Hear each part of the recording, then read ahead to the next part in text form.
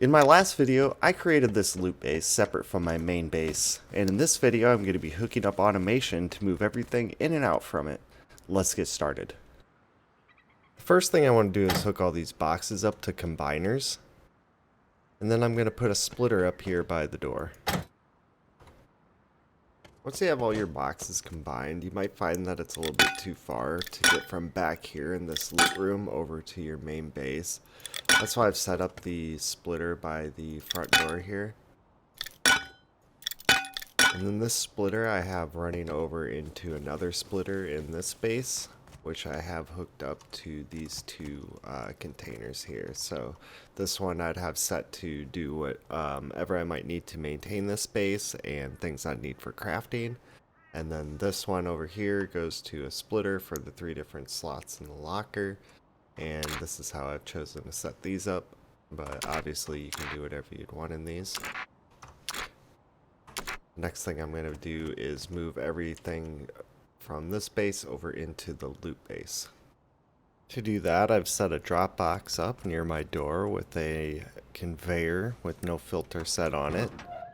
That runs over into another box that I have inside of my loot base. This is kind of like a buffer box, and this flows out to splitters and conveyors above it. Now, we don't need to set up all these conveyors all at once. You can start with just one conveyor, moving into one box or 2 boxes, 2 conveyors, and you just add them as you need them and set the filters as you figure out where you want things to go inside of your base. But one of the first ones that I'd want to set up is the automation for the furnaces that I've set up here. Right now, while I'm making this video, this works where I'm able to hook my furnaces up in series, so I just have no splitters or combiners. They come up to these industrial conveyors, one of them set to move all ores into the furnaces, and the other one just has no filter so that anything that comes into it will just be moved out. Decided that this back left box is my ore box, and the top box on the right is for my frags or whatever afterwards. Back here in my loot room, I'm just going to select my pipe so I can determine which one of these item conveyors it's attached to, which it's this first one on the top left here. And I'm going to set the same filter to just move the ores in. Now I'm going to automate some crafting. I'm going to place this tier 2 down over here and this tier 3 down over here. If you're following along with me, that's so that I can access the batteries still. I'm going to place an industrial crafter on these workbenches here, and if you did not know, they can each take 2.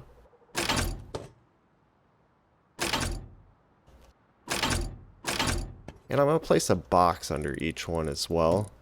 And these are going to be buffer boxes for each crafting table so that I can have the material I need ready. To get everything I need into these boxes, I've attached some industrial adapters here. Put a splitter up and 2 item conveyors, which I have hooked up to this splitter that I placed by the front door. Now I need to move everything into the crafters, so I placed a splitter and 2 item conveyors, one for each of the crafters, and I've done this on each side. The next thing we're going to need is to combine the crafters into one, and then move all that into our buffer box. I've placed a new industrial adapter here with a combiner for future purposes on the floor here in front of it. Here's a few things that I can think of that I would have in my industrial crafter. I only craft things that I know stack. That way I can set a min-max on everything on its way out. Other than that, you can really do whatever you want in these crafters. The main thing to keep in mind is that things that don't stack are going to fill your output when your boxes are full. It's a lot harder to control that than something that stacks. So that's why I only use the industrial crafter for items that stack. Now I want to automate fuel and charcoal production.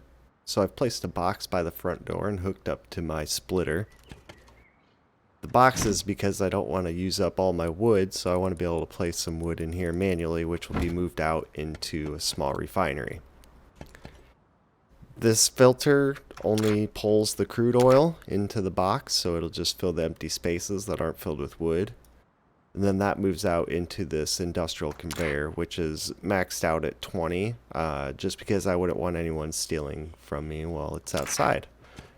That comes back in through the output right here into an industrial conveyor, which is hooked up to the combiner over here in my buffer box.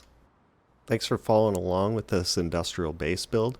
Now you're going to be able to drop everything into a drop box by your door, have it sent over into a buffer box and sorted into boxes inside of a loot base, have things sucked back out and auto-crafted for you and put back into your loot base, and anything you need you're going to be able to call from a box and a locker.